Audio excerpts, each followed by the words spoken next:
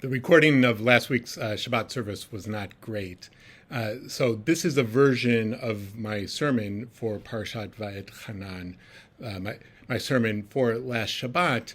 But by the way, if you would like to volunteer to help out with recordings and the tech for the service, it's a great job for teens. Come to us and we'll put you to work. But here is a version of that sermon. Rabbi Dr. Shai Held, who I think is one of the best contemporary Jewish thinkers these days, tells the story that he was teaching rabbinical students, and he said something like Judaism is a religion about love. And he recently wrote a book about that, wonderful work. But he says Judaism is a religion about love. And one of the rabbinical students then says, well, that sounds Christian. And Rabbi Held says, well, that's interesting because every morning, every evening, we have a prayer that says God loves us with such great love and gives us the Torah. And then soon after that, we say the Shema, and then we say these words. And Shema Yisrael Adonai Eloheinu Adonai Echad. Hear, O Israel, the Eternal is our God, the Eternal is one. From our Torah portion, VaEtchanan, and then it says, Ve'ahavta et Adonai Elohecha b'chol levavcha u'b'chol nafshecha u'b'chol me'odecha. You shall love your God.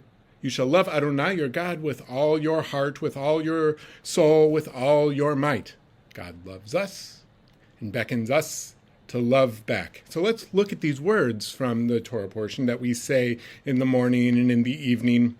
In the Shema, Ve'ahavta et Adonai Elohecha. You shall love Adonai your God, b'chol levavcha, with all your heart. In the Bible, a lot of scholars say your heart, that the organ, your heart means your mind, your intellect, but we could say it also, like we use it today, means your emotion. With all your soul, uv'chol nafshecha. Nafshecha means, nefesh actually means like your whole body, but it could mean the you-ness, your soul. Uv'chol me'odecha, and with all your might. Our ancient rabbis say this actually means with all of your material things. Take to heart these instructions. Again, the word heart. Take to heart these instructions which I charge you this day. Impress them upon your children. Recite them when you stay at home and when you're on your way, when you lie down and when you get up. Bind them as a sign on your hand and let them serve as a symbol on your forehead. That's where we get the mitzvah of wrapping tefillin in the morning during the week. The leather boxes that contain these words. Inscribe them on your mezuzot. Mezuzah is a doorpost of your house and on your gates. We put these words on our doorposts. So we see this love that we're told God tells us to love, but then it's followed with these practices. So love here is connected to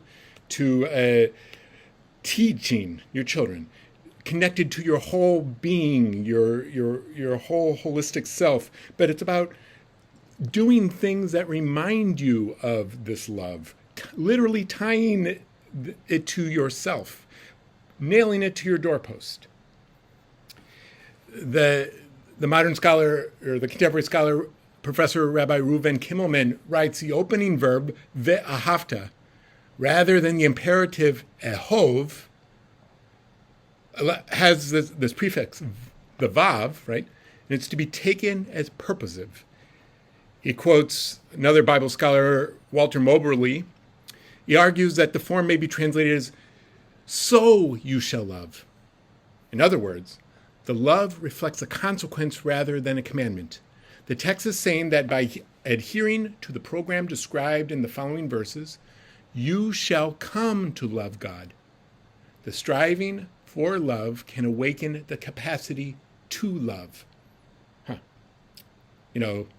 We say today, fake it till you make it. But I think that is actually quite true. It's not faking it, it's doing. And the doing with yourself, your body, with your mind, with your practices, awakens within you an emotion. Love is not just the feeling, or not just the nice act. It's all of it together, but it's really a disposition in life. As Kimmelman says, the striving for love can awaken the capacity to love. You think about our relationships with others. Okay, I'll tell you my relationship with my wife. If I only felt love but didn't do things, am I actually do things about love? Kindness, helping, giving gifts. Am I actually loving? Or if I didn't do those practices at times, sorry, Janice, that she annoys me, might my love be fleeting or just shallow that, people who annoy you, you walk away? No, it's the practice of love that makes a bond last. Now, where else in the Torah, or what is the other most famous verse about love in the Torah? And in fact, in Christian tradition in the New Testament, Jesus is asked what are the most important verses, and he says, love the Lord your God and love your neighbor as yourself. So here we are from Leviticus. He's, of course, quoting the Torah. Here we are in Leviticus. V'ahavta l'reacha kamocha, love your neighbor as yourself, which our Rabbi Akiva, our ancient sage, says is klal gadol b'Torah, the great essence of the Torah. Love your neighbor as yourself. The medieval commentator, the Ramban, says that this is hyperbole, right? How can you really love your neighbor as yourself? And you can't literally be commanded to feel the same love for someone else as one does for oneself, he writes. But what the Torah is commanding is that, in practical terms, one should treat the other person in every respect just as one would wish to be treated. Practice.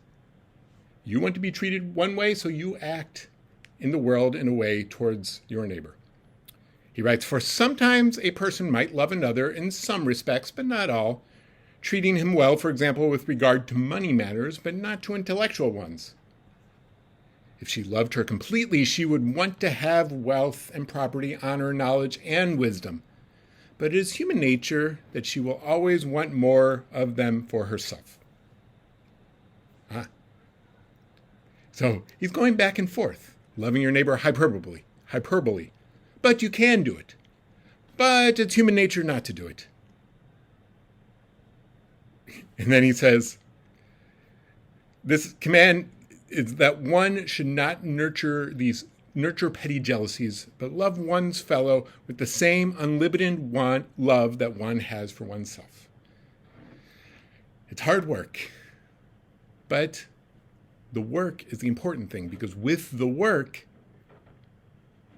comes the love. Doing things for your neighbor, the other, is what develops the love. Sometimes the feeling comes first and then you do the thing. Sometimes the doing comes first and then you feel the things. But we should want the other to have wealth and property, honor, knowledge, and wisdom, just like we would like that for ourselves, says the Ramban. So how do we create a society of love? Is our society here in America that claims to take the Bible very seriously, is it a society of love? Do we want for others what we want for ourselves? Do we truly love God if we do not want for others what we want for ourselves? I want to end with this prayer written by Marcia Falk, a great contemporary liturgist, poet, translator of Hebrew and Yiddish poetry. This is based on our verses from the Torah portion. She writes, "Hear, O Israel, the divine abound everywhere and dwells in everything. The many are one. Loving life and its mysterious source with all our heart and all our spirit, all our senses and strength, we take upon ourselves and into ourselves these promises: to care for the earth and those who live upon it, to pursue justice and peace, to love kindness and compassion. We will teach this to our children throughout the passage of the day, as we dwell in our homes and as we go on our journeys, from the time we rise up until we fall asleep. And may our actions be faithful to our words, so that our children's children may live to know truth and kindness have embraced, peace and justice have kissed, and all are one.